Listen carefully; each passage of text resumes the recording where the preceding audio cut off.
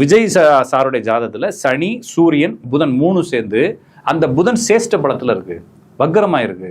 அப்போ வக்ரமான புதன் ரொம்ப அந்த சனியையும் டேமேஜ் பண்ணி விட்டுரும், சூரியனையும் டேமேஜ் பண்ணும். அப்போ சனியை டேமேஜ் பண்றது யாரெல்லாம் பார்த்துக்கிட்டீங்கன்னா சனியோட சேர்ந்த கிரகம் வக்ரமாக ஏதாச்சும் இருந்துச்சுன்னா அவங்களுக்கு வேலை பறி போயிடும்.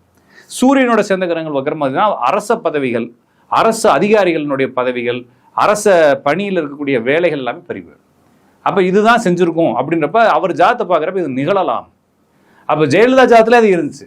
என்னன்னு புதன் வந்து ஆமா சேஷ்ட பலத்துல இருக்கக்கூடிய கிரகம் வந்து சூரியனுக்கு எடுத்ததுனால அவங்களுக்கும் பாத்தீங்கன்னா ஆட்சிக்கு போனாங்க, அப்புறம் கேஸ் ஆச்சு, வெளியே வந்து ஓ பன்னீர்செல்வத்தை உட்கார வச்சாங்க, அவங்க ரொம்ப கஷ்டப்பட்டாங்க. ஆனா அவங்க வந்து பவரா இருந்தாங்க அப்படின்றது அவங்களுடைய ஜாதத்துல வேற வேற கிரகங்கள் இருக்கு. இவர் பவரா இருக்கான்னு கண்டிப்பா பவர் தானே. அவங்களாச்சும் வேற வேற எம்எல்ஏயோட நேம்ல ஜெயிச்சாங்க, இவர் ஒரே பேர்ல தமிழ்நாடு ஃபுல்லா ஜெயிச்சிருக்காருன்றப்ப பவர் தான், பவருக்கு குறைச்சல் இல்லை. ஆனால் இது ஏதாவது ஒரு நிலையற்ற தன்மையை ஏற்படுத்திட்டே இருக்கும் ஒண்ணு. அதுக்கப்புறம் அந்த புதன் வக்ரமாகி 12வது ராசியில சுக்கிரன் 0 டிகிரில இருக்கு, 1.5 டிகிரில இருக்கு. ஆமா, அப்ப இப்ப சேஷ்ட பலம் 12வது கட்டத்துக்கு போன்ற ஒரு ரூல்ஸ் இருக்குது.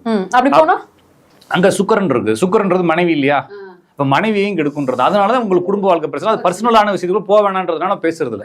அப்ப லாஜிக் படி பாக்குறப்ப அந்த ஜாதகம் தப்பா ரைட்டான்னு நம்ம கன்சிடர் பண்றப்ப பாக்குறப்ப அதுல ஏதோ பிரச்சனை இருக்குது. அப்ப ஓரளவுக்கு சரியா இருக்கலாம். நம்ம கூகுள்ல தான் எடுக்கிறோம் இல்லைங்களா, ஏன்னா நம்மளுக்கு சொந்தமா அவர்கிட்ட போய் ஜாதகம் பார்க்கலாம். நம்ம ஒருவேளை பார்த்தவங்க ஏதாச்சும் தேதி கொடுத்துருக்கலாம், அப்படி கொடுத்தா நம்ம பேசலாம். இப்போ வரைக்கும் நம்ம கூகுளில் பார்க்குறோம்.